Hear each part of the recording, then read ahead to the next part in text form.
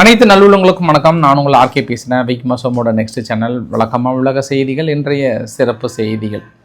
எப்போவுமே நான் மனசுக்குள்ளே நினைப்பேங்க, ஏதாவது ஃபங்க்ஷன் ஈவென்ட் இல்லை கோயிலுக்கு போகிறது, ஏன்னா இன்றைக்கி தைப்பூசம், அதனால் கோயிலுக்கு போகிறது, இந்த மாதிரி விஷயங்கள் இருந்ததுன்னா ஷார்ப்பாக வீடியோ சீக்கிரமாக போட்டுட்டு வெளியே போகணும் அப்படின்னு நினைப்பேன் நான். இல்லைனாவே சோம்பேறி ஆயிடுறேன். ஸோ நீங்களும் ஒரு சில விஷயத்தில் ஐடென்டிஃபை பண்ணிடலாம். இப்போலாம் ஷார்ப்பாக 1 மணி இல்லை 1 மணிக்குள்ளே வீடியோ வந்ததோ அன்றைக்கெல்லாம் நான் கண்டிப்பாக இங்கே வெளியே போகிறேன்னு அர்த்தம். இல்லைனாவே சோம்பேறி ஆயிடுறேன். அது எனக்குள்ளே இருக்கக்கூடிய அந்த பழக்கத்தை முதல்ல போகணும். இல்லை நானே சில டைம் என்னப்பா இவ்வளோ சோம்பேறியாக இருக்கேன்ற மாதிரி நினச்சேன். அதே அவசர செய்தினா உடனே ஓடி வந்துடுவேன். எங்கேனாலும் டக்குன்னு போட்டுருவேன். அது கூடுதல் தகவல். இன்றைக்கி இன்னும் திடீர்னு இதை பற்றி சொல்லணும்னு தோணுச்சு, அதனால் உங்ககிட்ட சொல்கிறேன். நான் இன்றைக்கி ட்ரம்ப் அவர்கள் திடீர்னு அவ்வளோதான்பா பேச்சுவார்த்தைக்கு ஓகேன்னு சொல்லிட்டாங்க, ஒன்றும் பிரச்சனை இல்லை, குட் நியூஸ் அந்த பக்கம் ரிசீவ் ஆகிருக்குன்ற மாதிரி சொன்னாங்க. கத்தார் பெரிய அளவுக்கு ரோல் ப்ளே பண்ணியிருக்காங்கன்றாங்க. ஆனால் அவங்க பேச்சுவார்த்தைக்கு வந்ததுக்கு அப்புறமும் அந்த குசும்பு வேலை இருக்குல்ல, இந்த மாதிரி குசும்பு வேலை பண்ணாங்கன்னா எந்த ஒரு தனி மனிதனுக்கும் தன்மானம்னு ஒன்று இருக்குது, அதை விட்டு கொடுக்க மாட்டாங்க. அந்த மாதிரி ஒரு வேலையை செஞ்சு வச்சுருக்காங்க. அதாவது ஈரானுடைய ஈகோவை சீண்டி வச்சிருக்கிறார். அதனால் பேச்சுவார்த்தைக்கு வருமா, அடுத்த கட்ட நகர்வுகள் என்ன, பாகிஸ்தான் நடந்த நிகழ்வுகள் என்ன, சிரியாவில் நடந்த நிகழ்வுகள் என்ன, சுற்றி இருக்கக்கூடிய அரசியல் தகவல்கள் என்ன, அனைத்தும் ஒருங்கிணைந்த தகவலாக பார்த்துடலாம். ஸோ வீடியோக்குள்ள போகிறதுக்கு முன்பு நீங்கள் நம்ம சேனலை சப்ஸ்கிரைப் பண்ணலாம். சப்ஸ்கிரைப் பண்ணிட்டு வாங்க, மறக்காம பெல் பட்டன் கிளிக் பண்ண ஆல் ஆப்ஷன்ஸ் கொடுங்க. வீடியோக்குள்ள போகலாம்.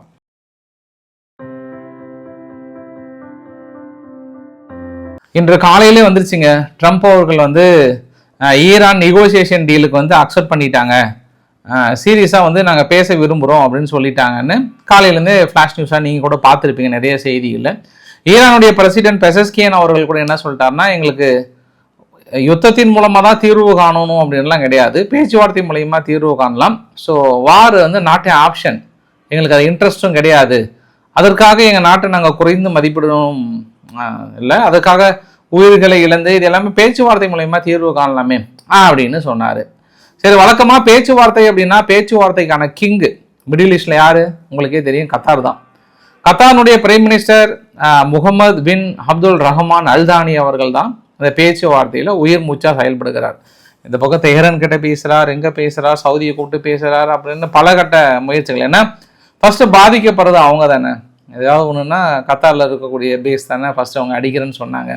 அதனால் தேவையில்லாமல் ரீஜனல் கான்ஃப்ளிக்டை நம்ம தடுக்கணும் அப்படின்னு கூட அவங்க நினைக்கிறாங்க. நிறைய விமான நிலையங்கள்லாம் க்ளோஸ் பண்ணிட்டாங்க. இந்த வரைபடத்தை பாருங்களேன். இந்த வரைபடத்தில் பச்சை கலர் இன்ட்ரூ போட்டிருக்கு. Azerbaijan, Iraq, Saudi Arabia, Pakistan, இதெல்லாம் பச்சை கலரில் இருக்கா. இவங்கெல்லாம் என்ன பண்ணிட்டாங்க, அஃபீஷியலாக தன் ஏர்பேஸை க்ளோஸ் பண்ணிட்டாங்க. அதாவது அவங்களுக்கும் ஈரானுக்கும் எந்த விமான சேவையும் இப்போதைக்கு இல்லைன்னு, ஏன்னா அந்த போர் பதற்றத்தின் காரணமாக. அதே நீல கலர் இருக்குது பார்த்தீங்களா, அவங்க அஃபீஷியலாக பேண்டு, ஃபுல்லாக பேன் பண்ணல, சும்மா அப்பப்போ 1-2 போயிட்டு வரும். அது துருக்கி, Syria, Jordan, Armenia, Turkmenistan, Afghanistan, கீழே இருக்கக்கூடிய ஏமன். கத்திரிப்பு கலர் இருக்குது பார்த்தீங்களா, அவங்க டோட்டலாகவே இந்த கான்ஃப்ளிக்ட்டுக்கு எங்களுக்கு சம்மந்தமே இல்லைப்பா, நாங்கள் வெளியே தலை நிற்கிறோம் அப்படின்ட்டு ஓமன் வெளியே நின்று வேடிக்கை பார்க்குறாங்க. ப்ளஸ் கத்தாருமே நான் சேர்த்து சொல்ல முடியாது. பட் ஒன்று ஏமன் நான் அந்த களத்தில் உள்ளே போகுது அடித்து பிரித்து மேய போகிறேன்றாங்க.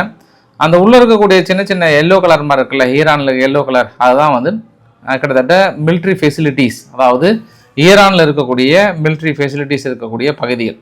அப்போ எல்லாமே யுத்த காலத்தில் ரொம்ப நெருங்கிய களத்துக்கு போயிட்டாங்க. அடுத்தடுத்து விமான சேவைகள்லாம் ரத்து பண்ணுறாங்க. ஒரு சில நாடுகள் பார்சியெல்லாம் வைத்திருக்காங்க. அப்படின்னும் போதே ரொம்ப நெருக்கத்தில் இருக்கும். அதனால் இறுதிக்கட்ட முயற்சியாக ஈரான் ஒத்துக்கிட்டாங்க அப்படின்ற மாதிரிலாம் சொன்ன உடனே சரி ஓகே தான் போல அப்படின்னு நினச்சிட்டு இருந்தா, திடீர்னு மனுஷன் நேற்று இரவு ஒரு ட்விட் ஒன்று போடுறாரு. இந்த வீடியோ பதிவு பக்கத்தில் பாருங்கள். இது ஐஆர்ஜிசி ஒரு மாதிரி பயந்துட்டு ஒரு பதிவை போட்டுட்டு, ஐஆர்ஜிசி பேனிக் மோடில் இருக்கிறாங்க, பேண்ட்லேயே உச்சா போயிட்டாங்க அப்படின்னா, பாஸ் யாருக்கு பாஸ் இந்த கோவம் வராமல் இருக்கும்? அது எந்த நாட்டோட இராணுவமாக இருந்தாலும் சரி, அவங்களுக்குன்னு ஒரு தன்மானம் இருக்குது, அவங்களுக்குன்னு ஒரு சுயமரியாதை இருக்குது. அதையெல்லாம் நீங்கள் அதுவும் ஃபுல்லாக பேனிக் மோடில் இருக்காங்க, பயத்தில் உச்சா போயிட்டாங்க, பேண்ட்லேயே உச்சா போயிட்டாங்க அப்படின்னும் போது, இந்த பேண்ட்டில் உச்சா போயிட்டாங்கன்னு எனக்கு திடீர்னு இங்கே ஞாபகம் வருது. அது என்னன்றது எனக்கு சொல்லுங்கள். அந்த மாதிரி விமர்சனம் பண்ணோம்னா அது ஒரு நாட்டோட, நீங்கள் தீவிரவாத இயக்கமாக நீங்கள் முத்திரை குத்திட்டா, பட் அவங்களுக்குன்னு ஒரு ரெஸ்பெக்ட் இருக்குது. பேச்சுவார்த்தைக்கு வாங்கன்னு சொல்லிட்டு இந்த மாதிரி பண்ணாங்கன்னா, நேற்று ஏற்கனவே ஈரான் சொல்கிறாங்க கிவ் ரெஸ்பெக்ட் டேக் ரெஸ்பெக்ட் அப்படின்னு சொல்கிறாங்களா இல்லையா? மறுபடியும் அவங்களை இழிவுபடுத்துகிற மாதிரி செயல். ஏதோ இவங்க சுற்றி நின்று ப்ரெஷர் கொடுக்கறதுனால வராங்கன்ற மாதிரி மறுபடியும் ஒரு பில்டப் கொடுக்குறாங்க. சரி, அவர் திடீர்னு ஏன் இந்த மாதிரி உச்சா போயிட்டாங்க பேண்ட்லே அப்படின்னு சொல்லுவதற்கான காரணம் என்ன அப்படின்னா, நேற்று பேந்தர் அப்பாஸ் பகுதியில் ஐஆர்ஜிசியினுடைய நேவி ஹெட் குவார்ட்டர் இருக்குது. அந்த ஹெட் குவார்ட்டரில் தான் குண்டு வெடிப்பு நிகழ்ந்திருக்கு. அந்த ஹெட் குவார்ட்டருடைய ஹெட்டு வந்து படுகாயங்களோட மருத்துவமனையில் இருக்கிறாருன்ற மாதிரி சொல்கிறாங்க. கொஞ்சமாக ரிவீல் ஆகிட்டு இருக்கு. ஃபர்ஸ்ட் கேஸ் லீக் தான்னாங்க. ஐயா ஒரு இடத்துல 2 இடத்துல குண்டு வெடிப்பு நிகழ்வு நடக்கலைங்க ஐயா. அப்புறம் பார்த்தா எனக்கே ரொம்ப ஷாக்காக இருந்தது. நான் ஃபர்ஸ்ட்டு உங்களுக்கு நேற்று ரவிக்குமார் சோமு சேனலில் நேற்று இரவு பதிவில் நான் போடும்போது உங்ககிட்ட என்ன சொன்னோம், ஒரு 6 பகுதி தானே சொன்னேன். இங்கே பாருங்களேன், இந்த வரைபடத்தில் நேற்று இரவு நடத்தப்பட்ட தாக்குதல் மேலேருந்து வாங்க. அதாவது அசர்பைஜான் பக்கத்தில் 2ன்னு போட்டிருக்கு பாருங்க. அந்த 2ன்னு போட்ட இடத்துல வெடித்த பகுதி அது ஒவ்வொரு நம்பரும் ஒவ்வொரு இடத்துல மென்ஷன் பண்ணியிருப்பாங்க. அப்புறம் டேப்ரிஸ் பகுதியில் ஒரு குண்டு வெடிப்பு நிகழ்வு, அது 1, 2, அப்புறம் 3, 4ன்ற பகுதியும் பாருங்கள். அதுக்கான பக்கத்தில் இருக்கக்கூடிய ஆதாரங்களை பார்க்குறீங்க. இது வந்து ஆதாரங்கள் மட்டும் இல்லாமல் நிறைய இடத்துல வந்து நெட்டை ஹோல்டு பண்ணுறதுனால நிறைய இடத்துல தாக்குதல்கள், அதாவது குண்டுவெடிப்பு நிகழ்வுகள் நிகழ்ந்திருக்கிறது. குறிப்பாக ஈராக்கினுடைய பக்கத்தில் ஆல்ரெடி அசுவாஸ்ன்ற பகுதியில் ஒரு 3 இடத்துல, அப்புறம் வந்து சிராஸ்ன்ற பகுதியில் ஏதோ ஃபைட்டர் ஜெட்டே கிராஷ் ஆன மாதிரி வந்து சொல்கிறாங்க. அது அன்கன்ஃபார்ம்டு அப்படின்ற மாதிரி சொல்கிறாங்க. கீழே கத்தார் பக்கத்தில் அந்த பேந்தர் அப்பாஸ் பகுதியில் 2, இதுதான் ஃபஸ்ட்டு இதற்கான வீடியோ பதிவு இல்லை. ஆனால் நேற்று உங்ககிட்ட நான் போட்டிருந்தேன் நான். அப்போ நம்ம சுற்றி வலிச்சு பார்க்கும்போது ஆல்மோஸ்ட் ஒரு 12 இடத்துல குண்டு வெடிப்பு நிகழ்வு நேற்று ஈரானுக்குள்ளே நிகழ்ந்திருக்கு. இந்த 12 வெடிப்பு குண்டு வெடிப்பு நிகழ்வுமே பார்த்தோன்னா நிறைய இண்டஸ்ட்ரியல்ஸ் பக்கத்துலேயும் விமான நிலையங்கள் பக்கத்துலேயும் ரொம்ப முக்கியமான நிலைகள் பக்கத்துலேயும் வந்து குண்டு வெடிப்பு நிகழ்வு நடந்திருக்கு. அப்போ இதெல்லாம் பார்த்துட்டு என்ன பண்ணுறாரு, ஆக்சுவலாக அங்கே ஐஆர்ஜிசி பயந்து ஓடினது இதுக்கு முன்னாடி நடந்த விஷயத்தில். திடீர்னு என்ன பண்ணிட்டாங்க, ஒரு கார் ஒன்று இதுக்கு முன்னாடி நடந்த அந்த போராட்டத்தில் ஐஆர்ஜிசி நின்றுட்டு இருக்காங்க, நேராக உள்ளே விட்டாங்க ஒரு காரு. நிறைய ஐஆர்ஜிசி வந்து படுகாயம் அடைஞ்சிட்டாங்க. அதுக்கப்புறம் என்ன பண்ணிட்டாங்க, பயந்து ஓட ஆரம்பித்தாங்க. நீங்கள் அந்த பதிவை எடுத்து வச்சுக்கிட்டு பேண்ட்டில் உச்சா போயிட்டாங்க அப்படின்னு சொன்னால் நியாயமா? இல்லை, நான் நியாயமானு கேட்குறேன். ஆனால் இந்த நிகழ்வு நடந்ததுக்கப்புறமும் நேற்று இரவு கூட என்ன ஆச்சுன்னா, C5 சூப்பர் கேலக்ஸினா பெரிய, அதாவது ஆயுதங்களையும் மற்றதையும் கொண்டு வரக்கூடிய சிறப்பு விமானம் இது வந்து நேற்று கத்தாரில் வந்து இறங்கியிருக்கு. அல் உதைத் ஏர்பேஸில் வந்து ரொம்ப சீக்கிரட்டாக இறங்கியிருக்கு. இந்த தடவை ஈரான் என்ன பண்ணிட்டாங்க, நிறைய மெட்ரோ ஸ்டேஷன்லாம் இருக்குல்ல, நிறைய மெட்ரோ ஸ்டேஷன்லாம் நிறைய உணவுகள், அத்தியாவசிய தேவைகள், அப்புறம் உடைகள், இது மாதிரிலாம் நிறைய விஷயங்களை போய் டம்ப் பண்ண ஆரம்பிச்சிட்டாங்கன்றாங்க. ஒட்டுமொத்தமாக ஈரானுக்குள்ளார 82 மெட்ரோ ஸ்டேஷன் இருக்குது, 300 பார்க்கிங் இருக்குது. அது இல்லாமல் கார் பார்க்கிங், அது மாதிரிலாம் அண்டர் கிரவுண்ட் பார்க்கிங் இருக்குல்ல. அந்த இடத்துலாம் வந்து சப்போஸ் தாக்கல் நடத்தும் பட்சத்தில் மக்களுக்கு பாதிப்பு இல்லாத எந்த ஒரு சேஃபும் இருக்கிற மாதிரி ஏற்பாடுகளும் வந்து படுதீவிரமாக செய்து கொண்டிருப்பதாக சொல்கிறாங்க. நேற்று அமெரிக்கா என்ன சொன்னாங்கன்னா, 6.5 பில்லியன் அளவுக்கான ஆயுத உதவிகளுக்கான இஸ்ரேலுக்கான ஒப்புதல், அதில் AH-64E அப்பாச்சி ஹெலிகாப்டரும் வந்து அடிஷனலாக கொடுக்குறாங்கன்ற ஒரு கூடுதல் தகவலாக சொல்ல முடியும். அப்போ ஈரானில் இருக்கக்கூடிய வரவரப்பு குறைந்திருக்கிறதா என்றால் கொஞ்சம் கூட குறையவில்லை, அதே அளவில் தான் இருக்குது. அதே மாதிரி சூழ்நிலை பார்க்கலாம். பேச்சுவார்த்தை நெருங்கி இருக்கிறது. எந்த அளவுக்கான பேச்சுவார்த்தையில் வெற்றி பெறுகிறது அப்படின்றத பார்க்கலாம் நம்ம. பட் ஆப்ஷன் வந்து ஆன் த டேபிள் அப்படின்ற மாதிரி தான் சொல்லியிருக்காங்க. ஸோ பக்கத்தில் சிரியா விவகாரம் என்ன ஆச்சு? ஏன்னா சிரியா விவகாரத்தில் பார்த்தீங்கன்னா அசான்கா ப்ராவினன்ஸ் இன்னும் நெருங்க முடியாமல் இருக்காங்களேன்னா திடீர்னு அமெரிக்கா ரோலுக்கு வராங்க. இல்லை முழுமையாக சிரியா வசம் போயிடுச்சுன்னா கொஞ்சம் ரிஸ்க்கு அப்படின்னு சொல்லிட்டு அமெரிக்கா திடீர்னு கொஞ்சம் 3 நாட்களாக படுத்தீவிரமாக வேலை செஞ்சு கொஞ்சம் சிரியானுடைய இராணுவத்தை ஹோல்டு பண்ண சொல்லி எங்களுக்கு பேச்சுவார்த்தைக்கு உட்கார வச்சு நெகோசியேஷனுக்கு வாங்க அப்படின்ற மாதிரி ப்ரெஷர் கொடுக்குறாங்க. இப்போ யாருக்கு? சிரியானுடைய இராணுவத்துக்கு. கொஞ்சம் முன்னேறினாங்க, பட் 2 நாளாக ஹோல்டு பண்ணுறாங்கன்றாங்க. இந்த என்ன சொல்கிறாங்கன்னா, டொனால்டு ட்ரம்ப் அவர்கள் வந்து சிரியா கவர்மெண்ட்டுக்கிட்ட கொஞ்சம் ஃப்ளெக்சிபிளாக கொஞ்சம் அக்செப்ட் பண்ண சொல்லுங்கள் பேச்சுவார்த்தையை அப்படின்ற மாதிரிலாம் சொல்லியிருக்காங்க. ஸோ அதனால் விட்ரா பண்ணியிருக்காங்க. அந்த அசான்கா ப்ராவினன்ஸில் கொஞ்சம் முன்னேறதில் கொஞ்சம் ஹோல்டு பண்ணியிருக்காங்க. அப்பயே அந்த டவுட்டாக இருந்தது, என்ன ஒன்றிணைந்தப்பட்ட சிரியாவை வளர்த்துனாங்கன்னா நாளைக்கு சிரியா பெருசாக டெவலப் ஆகிடும். இன்றைக்கி ஈரான் மிடில் ஈஸ்டில் வளர்ந்த உடனே அவங்களுக்கு தொந்தரவாக இருக்குன்னு நினைக்கக்கூடிய நாளைக்கு சிரியாவே அதே நினைப்பாங்க. அதுவும் குறிப்பாக இஸ்ரேல் பக்கத்தில் இருக்கக்கூடிய நாடு சிரியா வளர்றத வந்து இஸ்ரேலுக்கு பெரிய ஆபத்து ஆகும்னு நினைப்பாங்க. பட் இன்னுமே எனக்கு ஷாக்காக இருக்குது. இன்றைக்கி கூட பார்த்தீங்கன்னா அலவைட்டி மக்கள்ஸ், அதாவது இந்த பக்கம் சிரியாவுடைய வரைபடத்தை பக்கத்தில் இருக்கக்கூடிய பகுதியில் வந்து அலவைட்டி மக்கள்ஸ் வந்து பெரிய ஒரு போராட்டம், எங்களுக்கு வந்து சுதந்திரம் வேணும், இஸ்ரேலுடைய பாதுகாப்பு என்ற மாதிரியான போராட்டத்தையும் வந்து பார்க்க முடியுது. ஆனால் இன்னொரு நடவடிக்கை எடுத்தது வழக்கமாக இவங்க வந்து செல்ஃபி பாய்ஸ். சிரியாவை பொறுத்த வரைக்கும் ஆப்கானிஸ்தானுக்கே டஃப் கொடுப்பாங்க. கொஞ்சம் ஆர்வ கோளாறுங்க அதிகம். போகிற இடத்துலலாம் செல்ஃபி எடுப்பாங்க. அந்த அலவைட்டீஸ் மக்களை வந்து கொண்டு குவிச்சாங்க ஃபஸ்ட்டு வந்த புதுசில், அகமது சஹாரா வந்தவொடனே. அதை ஒரு பாட்டு செல்ஃபி எடுத்து வீடியோவை எடுத்து போட்டு திருப்பி மனித உரிமை கவுன்சில்லாம் ஓடி வந்து என்ன நாடு நடத்துகிறீங்களா, ஐஎஸ்ஐஎஸ் கேம்பை நடத்துகிறீங்களான்னு விமர்சனம் செஞ்சு உடனே அமெரிக்காலாம் ஓடி வந்து எல்லாம் கோட்டசாமிங்களே உங்களை கொண்டு வந்து உட்கார வச்சா என்ன வீடியோவை எடுத்து என்ன பண்ணி வச்சுருக்கீங்க அப்படின்னு திட்டி கடைசியில் இவரு ரூல்ஸ் போட்டாங்க. அந்த சிரியாவுடைய இராணுவத்தை எங்கே போனாலும் வீடியோலாம் எடுக்கக்கூடாதுன்னு சொல்லிட்டு. அதே மீறி ஒருத்தர் என்ன பண்ணிட்டாரு, இந்த யுத்தத்தில் வந்து ஒரு குருதி சின்ன பெண்ணோட முடியை கட் பண்ணிட்டேன்னு சொல்லிட்டு இந்த முடியை எடுத்து காட்டிகிட்டு இருந்தார். அவர் இன்றைக்கி அரெஸ்ட் பண்ணிட்டாங்களாம். ஏன்னா எங்களுடைய இராணுவத்தில் இந்த மாதிரி பெண்களோட முடியை நாங்கள் கட் பண்ண ஒத்துக்க மாட்டோம், அதை வந்து தவறாக டிஸ்பிளே பண்ணியிருக்கிறார் அப்படின்ற மாதிரி வந்து கைது பண்ணியிருக்காங்கன்றது ஒரு கூடுதல் தகவல். ஸோ ஏதோ கோட்டசாமிங்களுக்கு கொஞ்சம் கொஞ்சமாக அந்த பக்கம் அமெரிக்கா பக்கம் அந்த பக்கம் கொஞ்சம் நட்பு தேவைன்றதுனால இந்த மாதிரியான விஷயங்களை நாங்கள் அலோவ் பண்ண மாட்டோம், நாங்கள் டீசெண்டாக கிவ் ரெஸ்பெக்ட் டேக் ரெஸ்பெக்ட் அடிப்படையில் நாங்கள் செயல்படுறோன்ற மாதிரி சொல்கிறாங்க சிரியா. பட் எந்த அளவுக்கு நிகழ்கிறதுன்றது பொறுத்திருந்து பார்க்கலாம். இன்னொரு விவகாரத்தையும் பார்க்கலாம். நம்ம துருக்கி வந்து சவுதி பாகிஸ்தானுடைய பைலேட்ரல் அடிப்படையில், அதாவது ட்ரேட் டிஃபென்ஸ் டீல் மீது எல்லாமே பெருசாக நாங்கள் இணைந்து செயல்படுறன்ற மாதிரிலாம் வந்து சொன்னாங்க. பட் திடீர்னு துருக்கி பேக் அடிச்சிட்டாங்க. இல்லை சவுதி இருக்கிற இடத்துல நாங்கள் இல்லை அப்படின்ட்டாங்க. எல்லாம் பெருசாக பேசப்பட்டது. அதாவது பாகிஸ்தானும் சவுதியும் நாளைக்கு பாகிஸ்தான் யாராவது அடித்தா சவுதி வந்து உதவுற மாதிரியும், சவுதி வந்து அடித்தா பாகிஸ்தான் உதவுற மாதிரியும் பெருசாக ஒரு டீல்லாம் ஏற்படுத்தினாங்க. அதில் துருக்கியை வந்து ஜாயின் பண்ணுறதா சொன்னாங்க.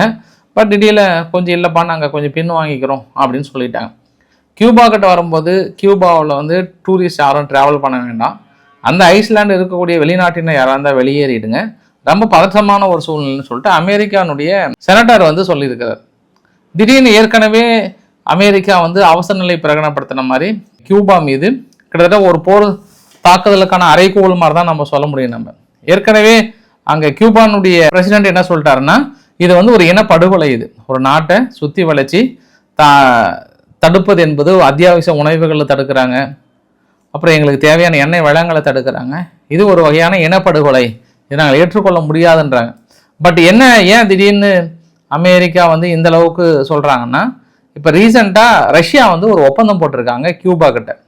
அதாவது ஜெரேனியம் டு யுஏஇ வந்து ஒப்பந்தம் போட்டிருக்காங்க. இந்த யுஏஇ ட்ரோன் வந்து ஆல்மோஸ்ட் 2000 கிலோமீட்டர் வரைக்குமே தள்ளி தாக்கல் நடத்தக்கூடியது. அப்படி 2000 கிலோமீட்டர் தள்ளி தாக்கல் நடத்தக்கூடியது அப்படின்னா இந்த 1லேருந்து 10 வரைக்கும் நம்பர் இருக்குது பாருங்கள். இது எல்லாமே அங்கே அமெரிக்கானுடைய ரெஃபைனரி அண்ட் கெப்பாசிட்டி, அதாவது ஒவ்வொரு நாளைக்கும் எவ்வளோ அவங்களுடைய ஆயில் ப்ரொடக்ஷன் வந்து ரெஃபைனரி ஃபார் டேவுக்கு வந்து எத்தனை பேரல், 165,000 பேரல் வந்து ஒன்றும், இரண்டாவது பார்த்தீங்கன்னா 564,000 பேரல்ன்ற மாதிரி மொத்தம் ஒரு 10 மிக முக்கியமான எண்ணெய் வளங்கள் அங்கே டெய்லி ரொம்ப பேஸில் இறங்கிட்டு இருக்கு. திடீர்னு இவங்க அடிச்சிட்டாங்கன்னா என்ன பண்ணுறதுன்னு அடிப்படையில் இவங்க ரஷ்யா ஆயுதங்கள் கொடுக்கறது எதிர்ப்பு அடிப்படையில் தெரிவிக்கிறாங்களா இல்லை நிஜமானு தெரியல. ஆனால் நாளைக்கு கியூபா மீது இவங்க தாக்கல் நடக்கும் பட்சத்தில் வேற ஏதாவது பண்ணாங்கன்னா கியூபா நிச்சயம் இவங்களுக்கு தொந்தரவுகளை கொடுப்பதற்கான வாய்ப்புகள் இருக்கு. ஸோ இவங்க வெனிசுலா மாதிரியே இங்கேயே ஹேண்டில் பண்ணணும்னு நினைக்கிறாங்க. ஏன்னா தொடர்ந்து அவங்க ஒரு வாரமாக அதையவே சொல்லிட்டு இருக்காங்க, வெனிசுலாவை விட மோசமாக ஈரான் அட்டாக் பண்ண போகிறோம், அதை பண்ண போகிறோம், கியூபாவுக்கு அதே கதிதான்ற மாதிரிலாம் சொல்லிட்டு இருக்காங்க. ஸோ கியூபாவை எந்த அளவுக்கு இவங்களால வெனிசுலாவை மாதிரி நெருக்கடிகளை கொடுத்து பண்ண முடியும்னு பார்க்கலாம். பட் கியூபா ஏற்கனவே பல நெருக்கடிகளை அனுபவிச்சிருக்காங்க, இதை விட அதிகமான நெருக்கடிகள்லாம் அனுபவிச்சிருக்காங்க. அவங்க பொறுத்திருந்து பார்க்கலாம். கியூபா மீது ஒரு எமர்ஜென்சி அனௌன்ஸ் பண்ணியிருக்காங்க. அடுத்து நம்ம பாகிஸ்தான்கிட்ட வந்து எல்லாமே பாகிஸ்தானுடைய முக்கிய நகரங்களை அடுத்தடுத்து இழந்திருக்காங்க. பலுசிஸ்தான் லிபரேஷன் ஆர்மி பிரித்து மேய்ஞ்சிட்டு இருக்காங்க. பாகிஸ்தானுடைய கனவுகளை தொலைத்து விட்டார்கள், இராணுவத்தினுடைய கனவுகளை. ஏன்னா ஒரு நாளைக்கு முன்பு தேடுதல் வேட்டை என்ற பேரில் கொஞ்சம் அந்த தேனீக்கில் போயிட்டு அந்த கலைச்சி விட்ட மாதிரி கலைச்சி விட்டுட்டாங்க. அவங்க உள்ள வந்து பிரித்து மேய்ஞ்சிட்டாங்க. ஒன்று துறைமுகத்தை பிடிக்கிறாங்க, குவாடியர் துறைமுகத்தை ஒன்றும், இன்னொன்று பார்த்தோம் அப்படின்னா கொட்டா. அந்த கொட்டான்றது ரொம்ப முக்கியமான இது ரெண்டையும் பிடிச்சிட்டாங்க.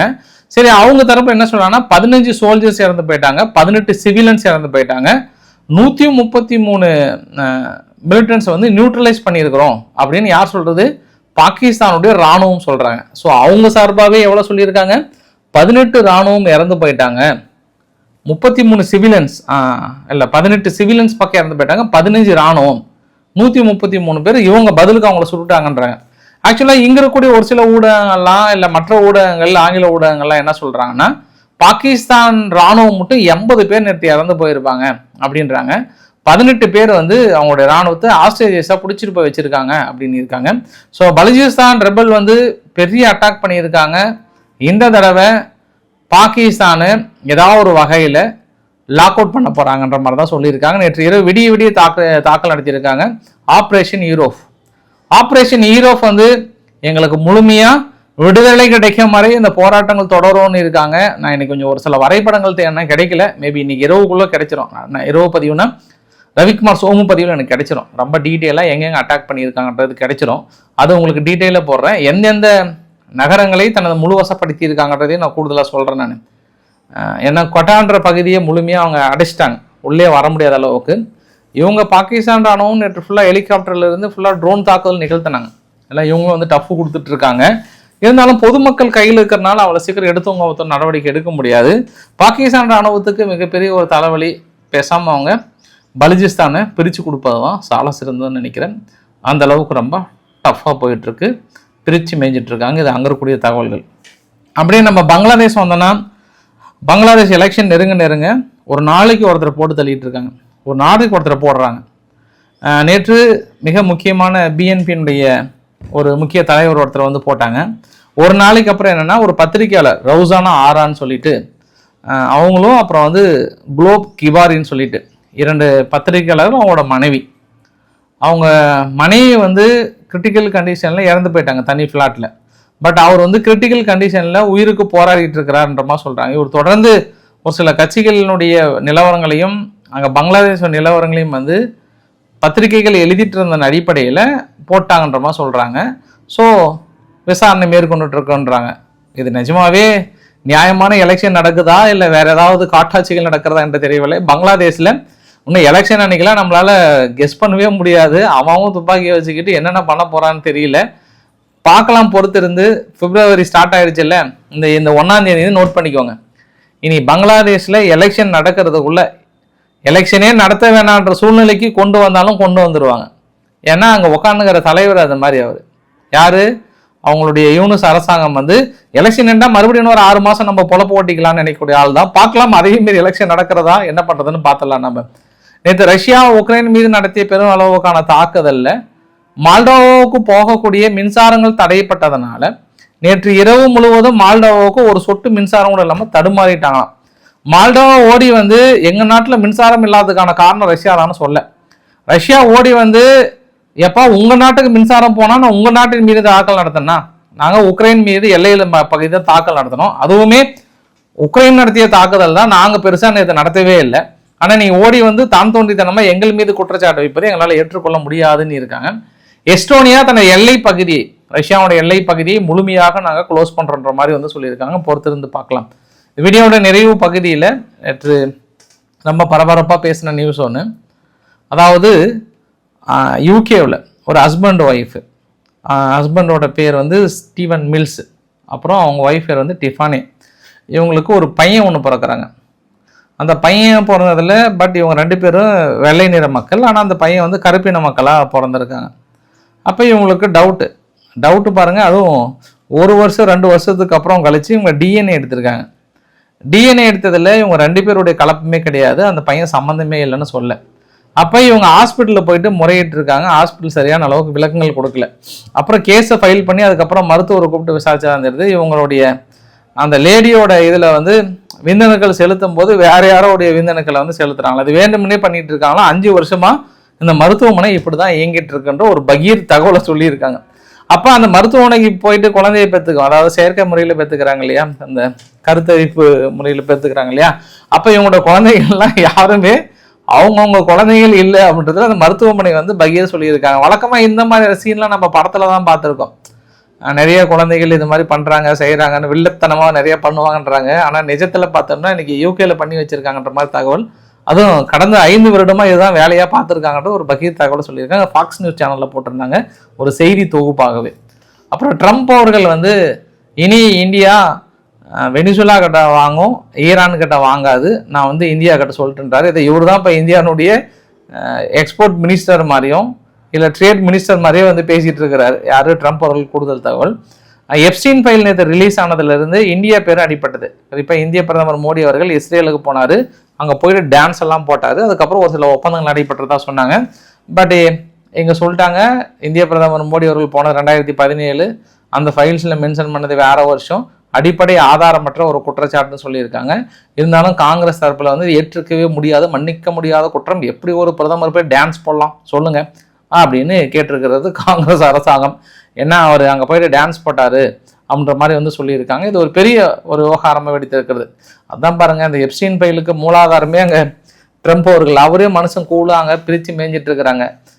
ஆனால் இங்கே இன்னும் பெரிய அளவுக்கு வெடிச்சிட்டு இருக்கான்றது இன்னொரு ஆங்கிலையும் பார்க்கலாம். துருக்கியில் பெரிய ஃப்ளட்டுன்னு கேள்விப்பட்டேன், பெரிய அளவுக்கான ஃப்ளட்டு.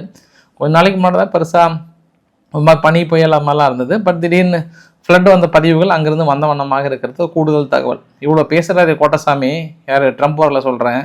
அவங்க நாட்டில் குடியேறி அதிகாரிகளுக்கு எதிரான போராட்டத்தை அவரால் கண்ட்ரோல் கொண்டு வர முடிஞ்சதா? பெரிய ஒரு போராட்டம். ஈவன் ஏன் மற்ற நாட்டில் கூட அமெரிக்காவுடைய குடியேறிய அதிகாரிகள் மீது அவங்களுக்கு எதிரான போராட்டம் பெரிய அளவுக்கு வெடித்திருக்கிறது என்பது கூடுதல் தகவலாக சொல்ல முடியும். இன்றைக்கு ஓரளவுக்கான தகவலை கவர் பண்ணுறேன்னு நினைக்கிறேன். பிடிச்சிருந்தா லைக் பண்ணுங்கள், ஃப்ரெண்ட்ஸுக்கு ஷேர் பண்ணுங்கள், சப்ஸ்கிரைப் பண்ணுங்கள். ரவிக் மார்க்கெட் சேனல். நன்றி, வணக்கம்.